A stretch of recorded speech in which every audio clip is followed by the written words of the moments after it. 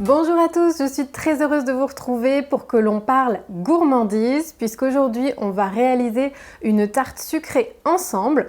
Je sais que beaucoup m'ont demandé de recettes sucrées, donc c'est ce qu'on va faire aujourd'hui et je pense que les amateurs de pistache vont être heureux puisqu'aujourd'hui on va réaliser une tarte abricot pistache avec sa crème amandine pistache. Allez, on est parti! Pour la pâte sablée, en termes d'ingrédients, il vous faut 250 g de farine. Moi ici j'ai utilisé de la T55 bio. Ensuite il va vous falloir 100 g de beurre mou. J'ai mis 50 g de sucre complet, un œuf et une pincée de sel. Et du coup on est parti pour associer tout ça et préparer notre pâte. Pour la première étape, je vais donc casser mes 2 œufs dans mon bol et je rajoute mon sucre complet. L'idée c'est de venir blanchir notre sucre, donc même si mon sucre est assez foncé, vous allez voir que la couleur va quand même changer, il va devenir un petit peu plus pâle. C'est le signe que vous avez bien réalisé cette étape. Ensuite je rajoute une petite pincée de sel et ensuite la farine. Une fois que c'est bien mélangé, je rajoute mon beurre mou en dés et là j'y vais carrément avec les mains. Le but c'est de créer une boule. Une fois que j'ai obtenu ma boule bien lisse comme vous pouvez le voir, on va pouvoir la placer au frigo 20 minutes en la mettant avec un cellophane et ensuite on pourra la retravailler. Pour la crème amandine, il va vous falloir 15 g de poudre d'amande, 35 g de poudre de pistache. Il vous faut l'équivalent de 25 g de crème liquide. Il nous faut également 50 g de beurre mou, un œuf et j'ai pris également donc 30 g de sucre complet. Donc on va faire notre crème amandine pistache et qu'on va devoir placer au frigo au minimum 1 heure.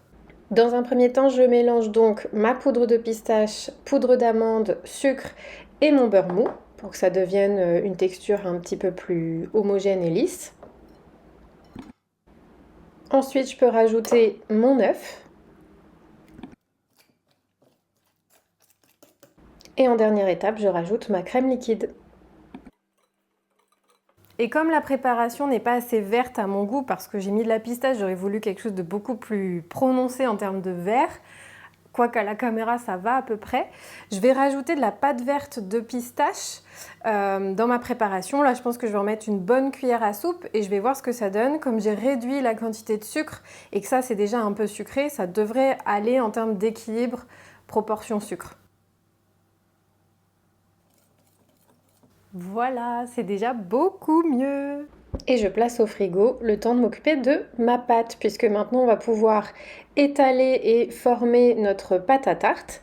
Donc dans un premier temps sur une feuille de papier cuisson, donc je fleure légèrement de farine et là je crée comme une petite étoile pour essayer de garder ma pâte la plus ronde possible au moment de l'étaler, puisque vous allez voir, je vais utiliser un emporte-pièce spécial pâte à tarte qui est percé pour que la cuisson soit la plus homogène possible et en plus ça m'évite que la pâte gonfle à la cuisson puisqu'on va faire une pré-cuisson de la pâte seule. Je fais un test avec mon disque pour vérifier que j'ai bien étalé suffisamment ma pâte. J'utilise donc une plaque perforée comme je vous disais tout à l'heure. J'ai disposé directement sur mon cercle. J'ai fait en sorte d'épouser le plus possible donc mon disque. Et puis donc là on enlève le surplus de pâte que vous allez voir je vais utiliser pour le coup pour en faire des petits sablés. Autant ne pas perdre ma pâte puisque comme on a déjà un peu de sucre ça peut très bien passer en petits sablés pour des goûters ou un petit déj par exemple. Et après avoir piqué ma tarte, je la mets au four pour 15-20 premières minutes à 180 degrés. Ensuite, je m'occupe de mes abricots que j'ai préalablement lavés. Donc là, l'idée, c'est juste de les découper en deux, de retirer le noyau, puisque je vais disposer mes oreillons sur ma tarte, vous allez voir.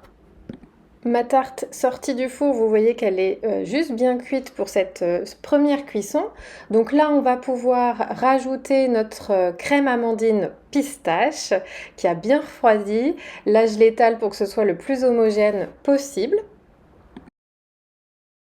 Et ensuite, je n'ai plus qu'à rajouter mes oreillons sur ma tarte. Moi, j'ai décidé de les mettre en quinconce et de faire le tour de ma tarte telle quelle.